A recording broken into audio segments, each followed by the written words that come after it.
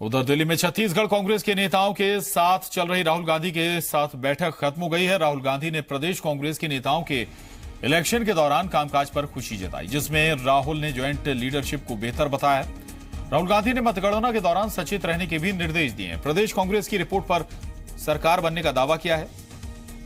और छत्तीसगढ़ में नेता विपक्ष टीएस सिंहदेव ने इसी बैठक को लेकर बात की जी मीडिया संवाददाता पुलकित अग्रवाल से।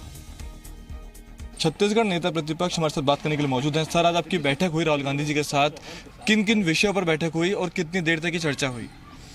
हम लोगों का प्रथम मकसद था राहुल जी को आके आभार व्यक्त करने का, क्योंकि उन्होंने इतना समय दिया, इतनी बैठकें की छत्तीसगढ़ में और उसका व्यापक सकारात्मक प्रभाव कांग्रेस के पक्ष में पड़ा।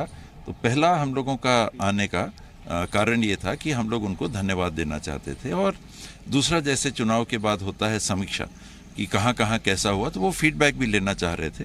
उन्होंने पूछा कि आपके क्षेत्र में और क्या आपका फीडबैक है छत्तीसगढ़ के संबंध में। तो सभी लीडर्स को उन्होंने मौका दिया, संगठन के भी अपने जो सीनियर्स थे उनको मौका दिया कि आप अपनी राय को व्यक्त करें। सर, फीडबैक में क्या कुछ निकला और जो चुनाव के परिणाम आएंगे, क्या आप उनसे संतुष्ट हैं? होंगे? मतलब अभी से सवाल है कि जो परिणाम आएंगे, क्या आप उन पर पूरा भरोसा करते हैं? विकल्प क्या है? आप फिर ईवीएम की तरफ इशारा करना चाह रहे होंगे। आपने जिस प्रक्रिया को अपनाया, अंपायर चीटिंग कर रहा है कि नहीं कर रहा है, ये तो बात की बात है। अगर क्रिकेट मैच में या फुटबॉल में रेफरी को आपने एम्पावर कर दिया कि भाई ये जो निर्णय देगा सबको मानना पड़ेगा, तो या तो आप खेलो ही मत। अगर आप मैदान में उतर गए तो रेफरी का निर्णय मानने के अलावा विकल्प नहीं है। आउट तो मतलब आउट।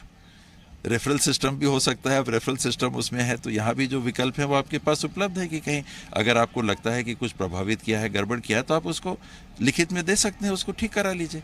उसके बाद जो डिसीजन आता है उसके बाहर जाने का कोई सवाल नहीं होना चाहिए। आप प्रजातांत्रिक व्यवस्था को ही अगर उलटफेर करना चाहते हैं कि नहीं हम तो हार गए अब हम तो मानेंगे, ये नहीं, ये स्वस्थ मानसिकता नहीं होती।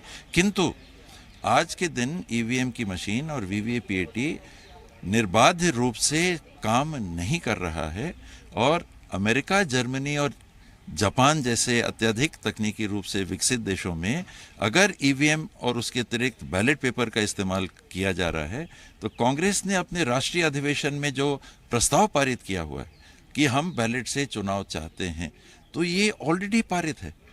आज के चुनाव के संदर्भ में कोई नई बात कहने की जरूरत नहीं है। कांग्रेस चाहती है कि जब तक तकनीक पारदर्शी रूप से निर्बाध साबित नहीं हो जाता, बैलेट से चुनाव होना चाहिए। क्या सर ईवीएम को लेकर भी कुछ बातचीत हुई? ईवीएम में गड़बड़ी भी क्या आपको लगा कि हुई है या नहीं? ईवीएम की गड़बड़ी की बात नहीं, पर कैसे काउंटिंग के लिए सतर्क और रहना है। काउंटिंग तक में जो भी किफ़ायतें की जा सकती हैं, जो भी सावधानी बरती जा सकती है, आखिरी मिनट तक काउंटिंग के रिजल्ट के डिक्लेरेशन तक पूरी टीम कांग्रेस की लगी रहेगी। ये बातें। तो ये थे नेता प्रतिपक्ष छत्तीसगढ़ के टीएस सिंहदेव, जिन्होंने बताया कि वहां पर 52 सीटों के साथ कांग्रेस जीत दर्ज करेगी। कैमरा पर्सन सौरभ के साथ पुलकित अग्रवाल, जी मीडिया, दिल्ली।